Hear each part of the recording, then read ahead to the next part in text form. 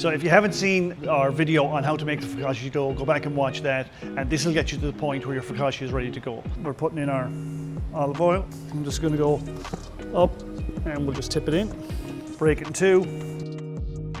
What I'm going to do is just spread them out. We're going to let these rest. What you get on your Philly cheesesteak is you have a green pepper, an onion, and some mushrooms.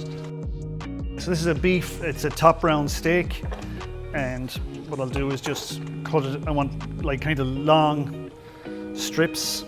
So we need to season our meat and our vegetables. So I have some salt, pepper, garlic, onion granules, a teaspoon of salt, pepper, doing about half of that, what I had with the salt, some garlic granules. I'm just going to do a light dusting of this, and I'll do some onion, and then we want to mix all that up. When we're seasoning our vegetables, firstly we have to put oil over them, because if we don't, they will burn. And we can also want to add our cheese in. So we add in our cheese and we mix everything through. Okay, and we want to season our vegetables, and for this I'll just use some of the focaccia seasoning and a little bit of pepper. I'll mix that through.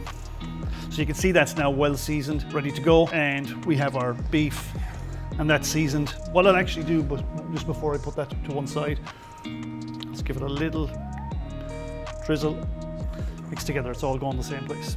Okay, so now we're ready to do our two signature focaccias. So we'll do our Philly cheesesteak and our Italian sub, and you can see the way how beautifully they've risen.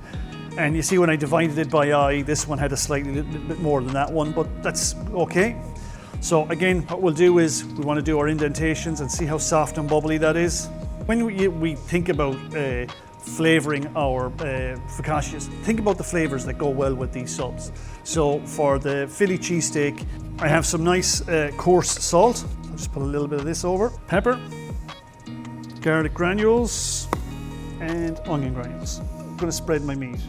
And you would think that, you know, putting this in the oven for 20 minutes at 425, that you'll just cremate the meat. We don't, because there's all of this on top. Signature focaccia is ready to go in the oven. Oh, they smell fantastic. You know, you can still see the things aren't overcharred or overcooked. There we go. You can see baked, nice crunchy sides. And you see our steak layer there. It doesn't get overcooked because of all the vegetables on top, and then you can see the cheese all melting on it.